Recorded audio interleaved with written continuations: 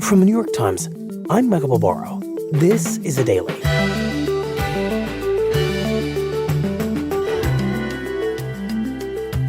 Today, the story behind sweeping and, to many, revolutionary new guidelines for how to treat millions of children with obesity. I spoke to my colleague, Gina Colada, about what led to the change.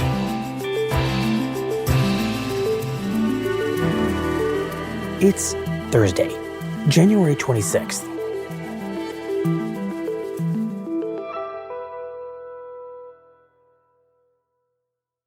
Gina, tell us about these new recommendations for children in the U.S. with obesity. These are recommendations by an influential group, the American Academy of Pediatrics. They are a departure from what people have been doing in the past. They are telling pediatricians in very definitive language to do something very bold. When they have a child who has obesity, they say, you have to be aggressive. You have to take action now. And it is a response to a new understanding of what obesity is and what to do about it. And just remind us of how widespread a problem this is and how many people are likely to be impacted by these bold new guidelines. It's a huge number. 14.4 million children and adolescents, 1 in 5. A lot of children. 20% of American children. That is right. And what's the nature of the recommendations from this group? They're very sweeping. They involve examining a child as young as 2 and saying, does this child have obesity? If so, they advise intensive lifestyle counseling and treatment. And for children who are 12 years old or older and they have obesity, they say it is appropriate and recommended to prescribe a drug that will help them lose weight. And for children 13 and older with severe obesity, they might want to consider bariatric surgery, weight loss surgery. Wow. Those are pretty aggressive forms of intervention for young people. Absolutely. And I know their concern is that you can't ignore obesity. In general, it doesn't go away. Kids do not outgrow it. And once it gets started, it just persists through a lifetime and gets worse as the child gets older.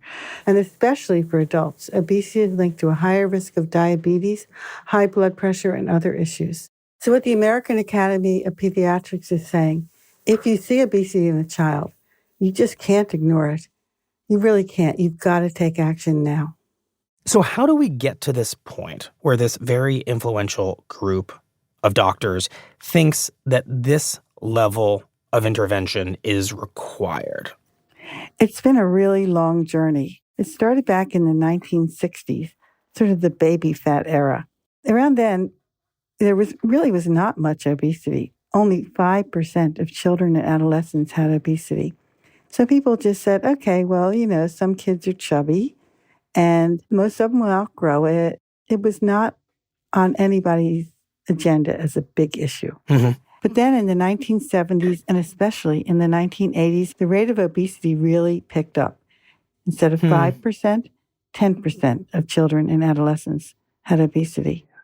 We always say that a fat baby is a healthy baby, but that's an idea we should change.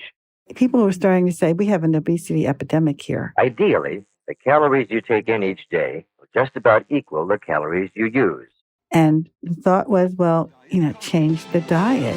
Introducing Diet Coke. Diet food started coming out. Diet Coke, Fresca. Diet Pepsi won't go to your waist. Diet everything. Right. Less sugar. We make Cheerios low in sugar.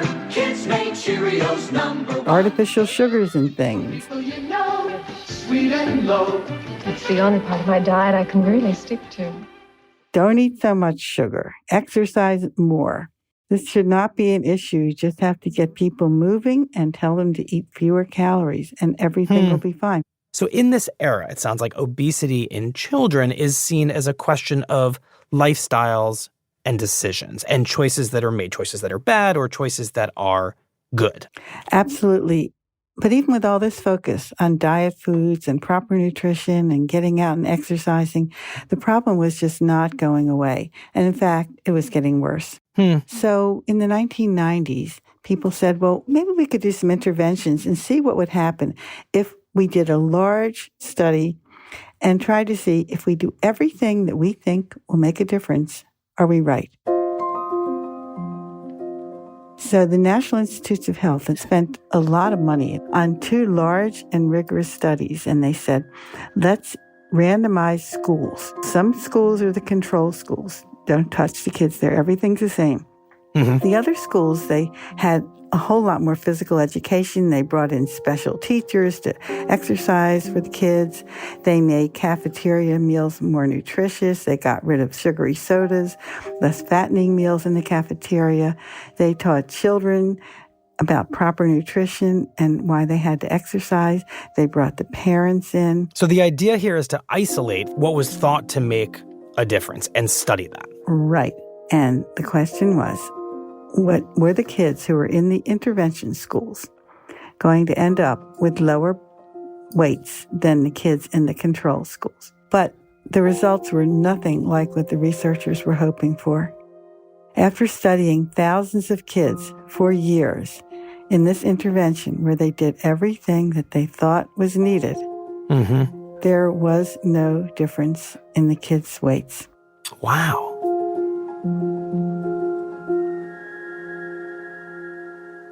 But why didn't it work? What was the conclusion that the researchers reached about why changing so many factors associated at the time with healthy living and weight loss, why did those not make a difference? They were baffled.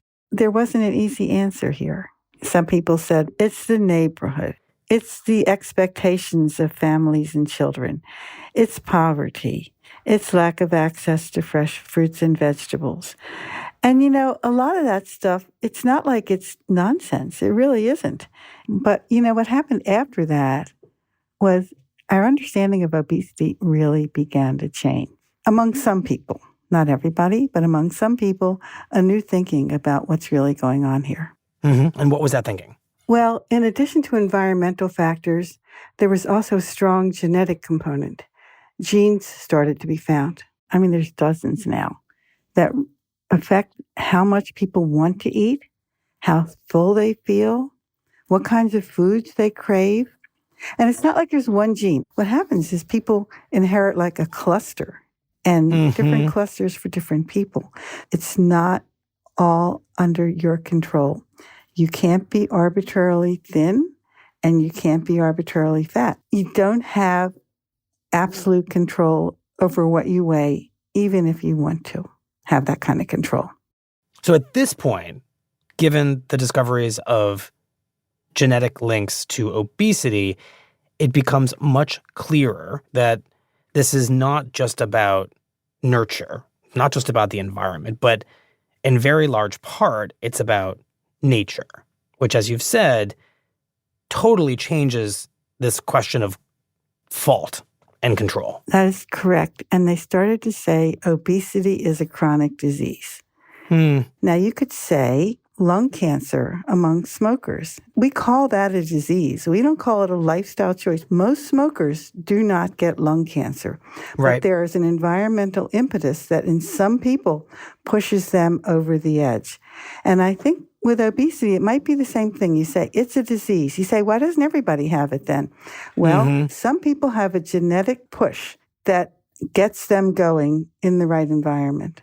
Right. It's not that the environment doesn't play a role, but it's that genetics are kind of an open door for the environment to walk into. Right. That's a great way of saying it. Yes. So clearly what began in the 1960s with a kind of shrug it off approach from doctors who said, let your kids run around the playground, they're going to lose that baby fat, has evolved into a much deeper understanding that childhood obesity is innate and intractable, and that the way we have all been approaching it and thinking about it as parents and as pediatricians has really been wrong. That's absolutely correct. This is a real shift in thinking about what obesity is and what you're supposed to do when you see it in a child. We'll be right back.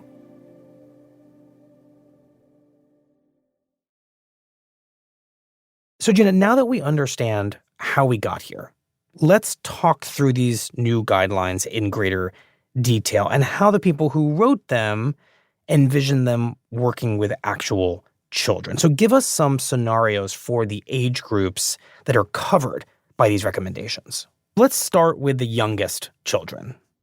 If a child is a 2-year-old child, the guidelines say that they should be offered something that they call intensive behavioral and lifestyle treatment.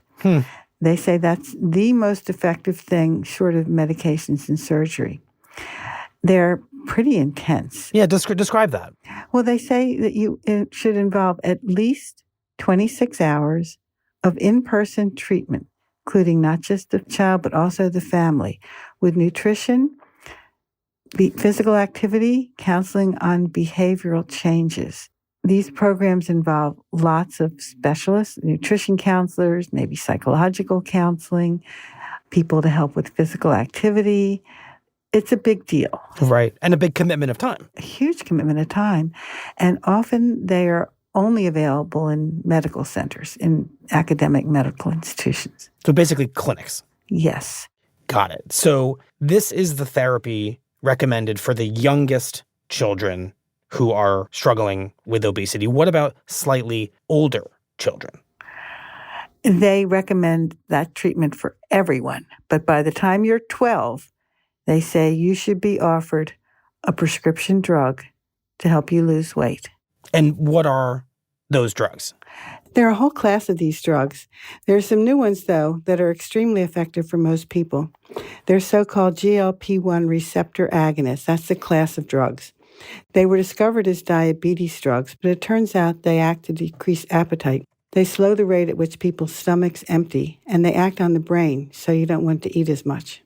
So this is an active medical attempt to make a child less hungry, less frequently.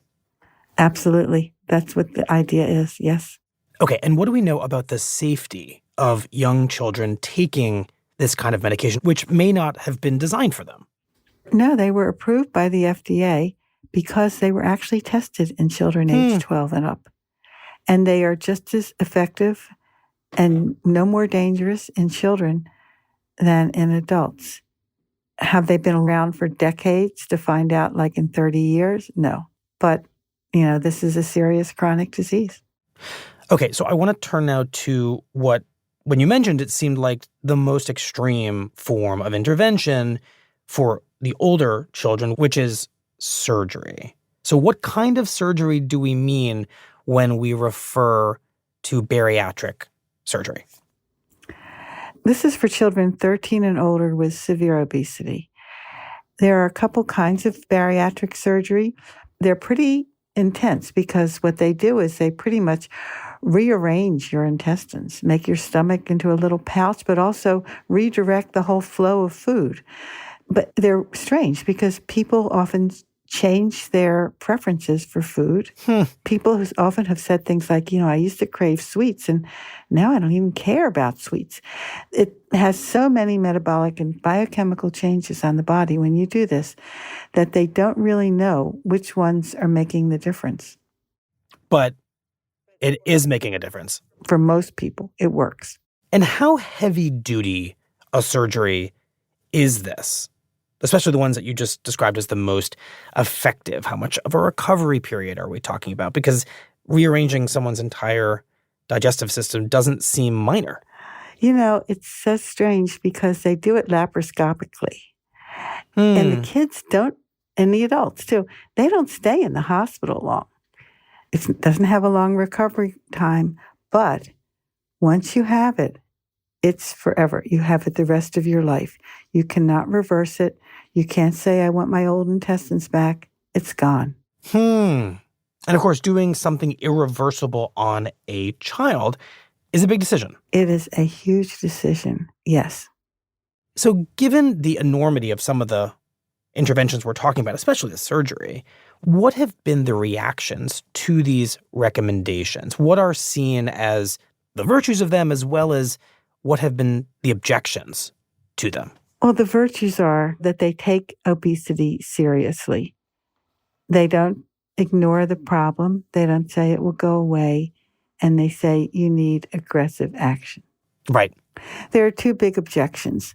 One big objection is who is going to pay for all this? Oh, who is going to pay for it?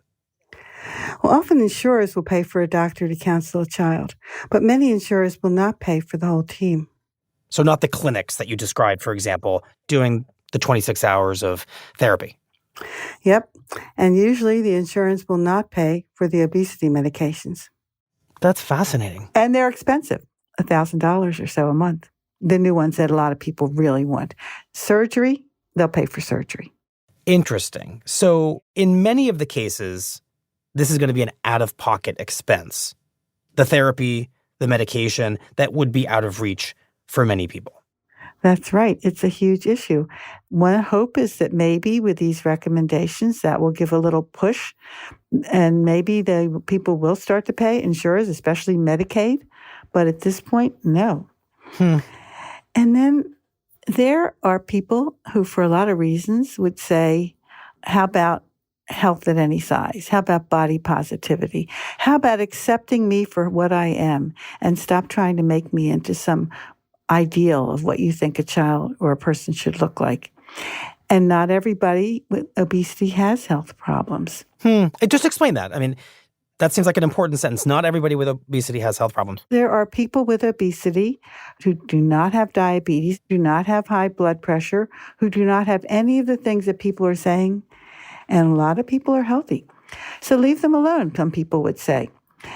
But the reality is there's widespread discrimination against people with obesity. And children and adolescents often suffer mightily. They're routinely bullied, not just at school, weirdly enough, at home, too. It's hard for them to make friends. Teachers have lower expectations of them and give them lower grades. They often become anxious, depressed, socially isolated. It's a big burden for a child. For many people with obesity, it is a really difficult life. Right. But the question then becomes, I have to think, do recommendations like the ones we have been talking about in this conversation make that burden less or potentially make it greater? I mean, is it a fair concern that hyper-focus on obesity in kids could make it, in a sense, a defining feature of their lives? Suddenly, doctors are saying something's wrong with you in a way that perhaps they didn't have to feel before. I think they felt it. How could they not have felt it? I mean, you can't escape it. People stare at kids with obesity. They do. You are judged. And everywhere you go, people assume it's your fault, you're out of control, and you're not a virtuous person. Right. Even though we know from what you've told us about genetic research that that's just simply not the case. Absolutely. So is the thinking, Gina, that recommendations like this are liberating and cathartic for children and for their families because it says to them all, we know how hard this is, and we know that this is a disease, and we know that the only real solution is to act early and aggressively, and that, in a sense, unburdens people? That's my hope. My hope is that if people actually know about, understand, and believe what the pediatricians are saying, it could destigmatize obesity.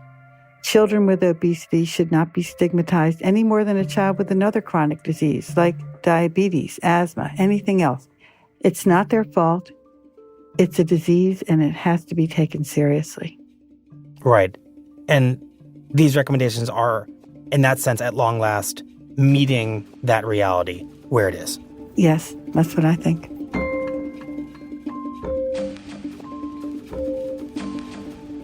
Well, Gina, thank you very much. We appreciate it. Thank you, Michael. It was a pleasure talking to you.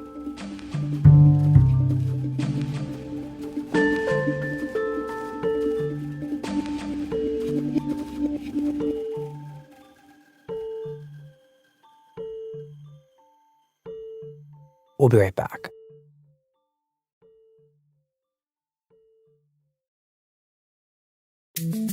Here's what else you need to know today.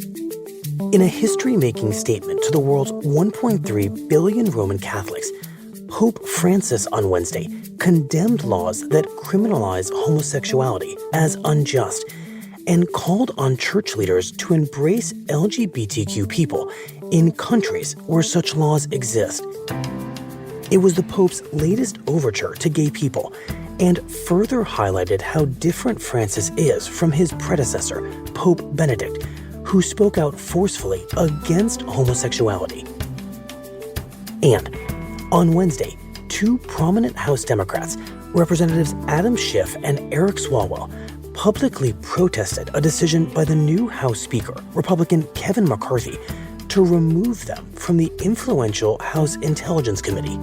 This decision by Kevin McCarthy to bow to the demands of the most extreme elements of his conference and use the Intelligence Committee as this kind of political plaything doesn't show the strength of his speakership. Indeed, it shows the weakness of his speakership that he is. The move is widely seen as an act of political revenge, since both Democrats are outspoken critics of former President Donald Trump and were deeply involved in impeaching him over McCarthy's objections.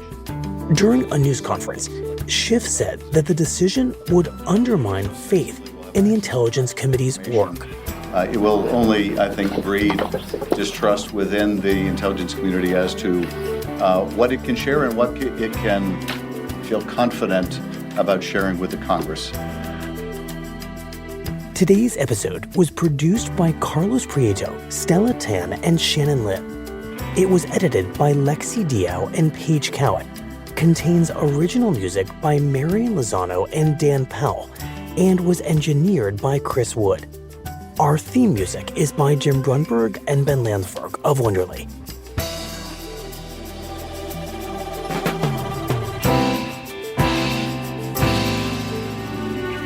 That's it for the Daily. I'm Michael Barbaro. See you tomorrow.